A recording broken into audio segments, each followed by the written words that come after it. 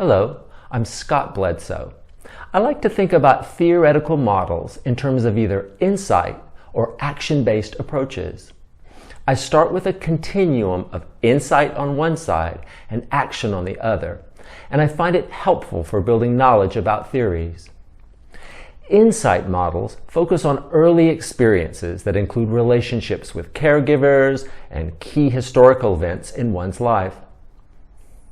Issues of attachment are explored, and by attachment, I mean the emotional bond between the infant and caregiver, which impacts personality development and the ability to develop and maintain stable relationships with others.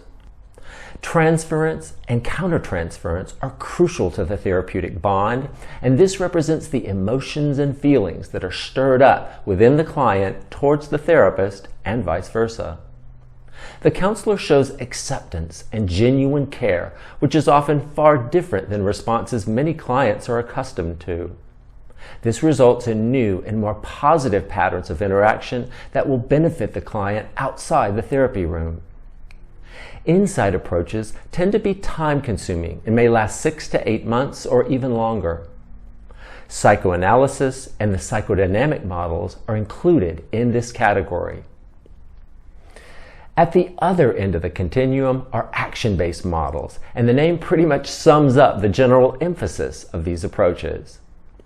Geared towards specific outcomes and goal attainment, these models focus more on the present than the past and tend to be highly structured.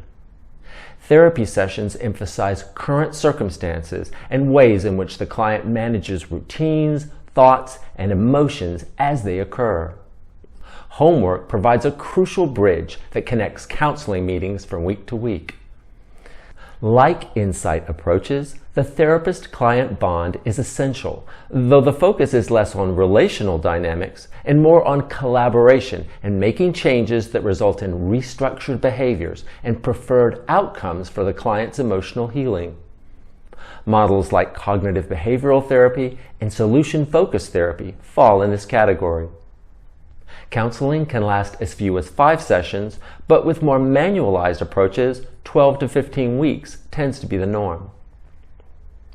Now, when you look at this continuum as a whole, many other theoretical models tend to fall somewhere in the middle or lean towards one direction or the other. This is due to the nature of these approaches, along with the therapist's style and discretion and the needs of the client, so you may find some models on one side or the other. Family systems models can fall just about anywhere. For example, Bowen's intergenerational model is considered more insight-oriented, while Minuchin's structural model may tend more towards an action focus. One thing to keep in mind is that it can be harder for families to continue in therapy over long periods of time, so counseling is often time-limited. In short, models may be insight or action-based, but they can also be fluid depending on how they're implemented in the counseling room. At the beginning of my theories class, I always ask my students which they prefer, action or insight-oriented approaches. Usually, the responses are pretty evenly divided.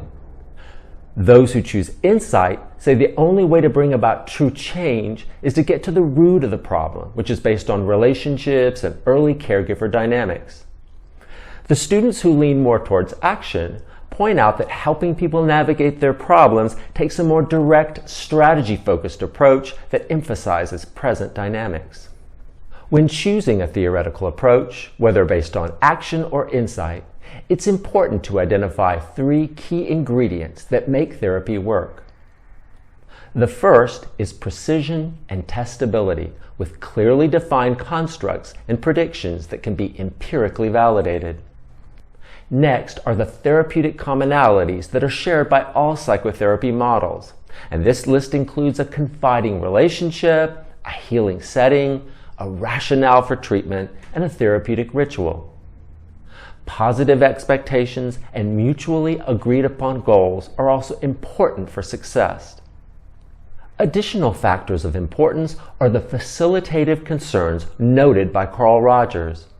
The therapist is congruent or genuine and is able to express empathy and unconditional positive regard. Understanding these key ingredients, testability, therapeutic commonalities, and facilitative concerns, can help as you consider whether insight or action works best for you. But in the end, there is no right or wrong choice because both have proven to be highly effective counseling modalities over a long period of time. Think about which of the two fits your own relational style. And remember that many people choose to become therapists because they've always been the go-to person for solving problems of friends and loved ones. As I mentioned earlier, if you lean towards insight approaches, perhaps you like to get to the root of the issue at hand, whereas if you endorse action, you may be more of a problem solver or strategy maker. You may even prefer aspects of both insight and action rather than choosing one outright. Hopefully, the more you learn about the various theoretical models and their counseling merits, the more confidence you'll have to move forward in the direction that's just right for you. So what's your opinion? Do you have a firm decision on the question of insight versus action? Or are you somewhere in the middle of the continuum? Please take a moment to provide your ideas in the comment box. Thank you for watching this video, and I'll see you next time.